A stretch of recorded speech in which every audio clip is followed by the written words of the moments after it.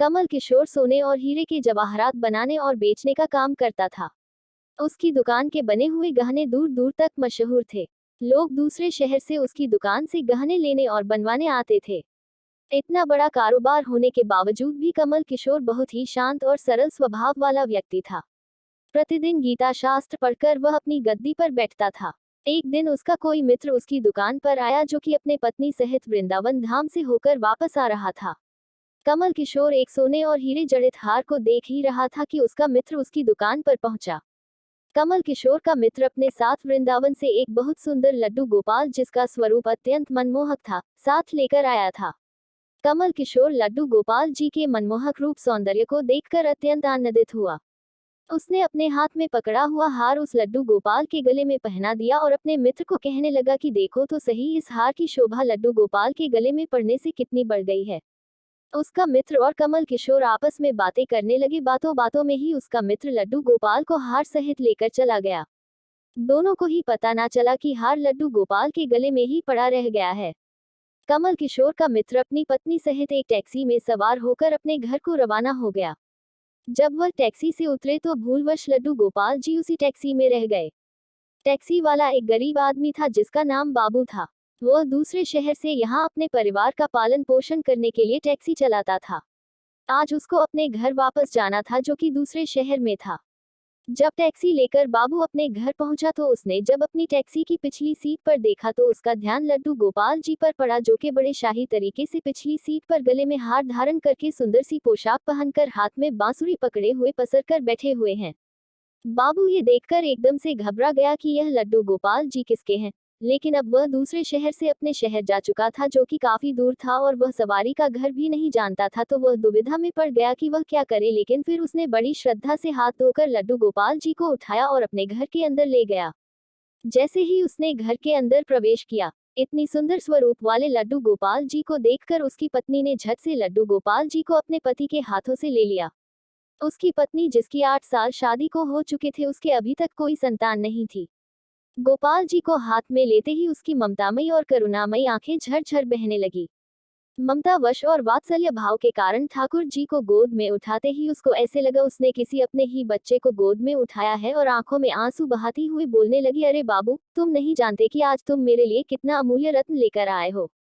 बाबू कुछ समझ ही नहीं पा रहा था कि मेरी पत्नी को अचानक से यह क्या हो गया है, लेकिन उसकी पत्नी तो जैसे बावरी सी हो गई थी। वह गोपाल जी को अपने घर के अंदर ले गई और उससे बातें करने लगी। अरे लल्ला, इतनी दूर से आए हो, तुम्हें भूख लगी होगी। और उसने जल्दी जल्दी मधु और घी से बनी चिवड़ी बनाकर और दूध गर्म करके ठाकुर जी को भोग लगाया। उधर कमल किशोर ने जब अपनी दुकान पर हार को ना देखा तो उसने अपने मित्र को संदेशा भेजा, तो मित्र ने आगे से जवाब दिया, अरे मित्र, वह माखन चोर और चित चोर हार सहित खुद ही चोरी हो गया है। मैं तो खुद इतना परेशान हूँ। कमल किशोर अब थोड़ा सा परेशान हो गया कि इतना कीमती हार ना जाने कहाँ चला गया, लेकिन फिर भी अपने सरल स्वभाव के कारण उसने अपने मित्र को कुछ नहीं कहा और उसने अपने मन में सोचा कि कोई बात नहीं, मेरा हार तो ठाकुर जी के ही अंग लगा है, अगर मेरी भावना सच्ची है तो ठाकुर जी उसको पहने रखें। ऐसे ही एक दिन कमल किशोर को व्यापार के सिलसिले में दूसरे शहर आना पड़ा जहां पर बाबू रहता था, लेकिन दुर्भाग्यवश जब वो उस शहर में पहुंचा तो अचानक से इतनी बारिश शुरू हो गई कि कमल किशोर को जहां पहुंचना था वहां पहुंच ना सका। और तब वहां बाबू अपनी टैक्सी लेकर आ गया और उसने परेशान कमल किशोर को पूछा, बाबूजी आप यहाँ क्यों खड़े हो? बारिश तो रुकने वाली नहीं और सारे शहर में पानी भरा हुआ है। आप अपनी मंजिल तक ना पहुंच पाओगे और ना ही कहीं और रुक पाओगे। मेरा घर पास ही है, अगर आप चाहो तो मेरे घर आ सकते हो। कमल किशोर, जिसके पास सोने और हीरे के काफी गहने थे, वह अनजान टैक्सी वाले के साथ जाने के लिए थोड़ा सा घबरा रहा था, लेकिन उसके पास और कोई चारा भी नहीं था और वह बाबू के घर उसके साथ टैक्सी में बैठकर चला गया। घर पहुंचते ही बाबू ने मालती को आवाज दी कि आज हमारे घर मेहमान आए हैं, उनके लिए खाना बनाओ। कमल किशोर ने देखा कि बाबू का घर एक बहुत छोटा सा लेकिन व्यवस्थित ढंग से सजा हुआ है। घर में अजीब तरह के इत्र चंदन की खुशबू आ रही है जो कि उसके हृदय को आनंदित कर रही थी। जब मालती ने उनको भोजन परोसा तो कमल किशोर को उसमें अमृत जैसा स्वाद आया। उसका ध्यान बार बार उस दिशा की तरफ जा रहा था जहां पर ठाकुर जी विराजमान थे। वहां से उसको एक अजीब तरह का प्रकाश नजर आ रहा था। तो हार कर कमल किशोर ने बाबू को पूछा कि अगर आपको कोई इतराज ना हो तो क्या आप बता सकते हो कि उस दिशा में क्या रखा है? मेरा ध्यान उसकी तरफ बहुत आकर्षित हो रहा है। तो बाबू और मालती ने एक दूसरे की तरफ मुस्कुराते हुए कहा कि वहां पर तो हमारे घर के सबसे अहम सदस्य लड्डू गोपाल जी विराजमान है। तो कमल किशोर ने कहा, क्या मैं उनके दर्शन कर सकता हूँ? तो मालती उनको उस कोने में ले गई जहां पर लड्डू गोपाल जी विराजमान थे। कमल किशोर लड्डू गोपाल जी को और उनके गले में पड़े हार को देखकर एकदम से हैरान हो गया। ये तो वही लड्डू गोपाल है और यह वही हार है जो मैंने अपने मित्र के लड्डू गोपाल जी को डाला था। कमल किशोर ने बड़ी विनम्रता से पूछा कि ये गोपाल जी तुम कहाँ से लाए?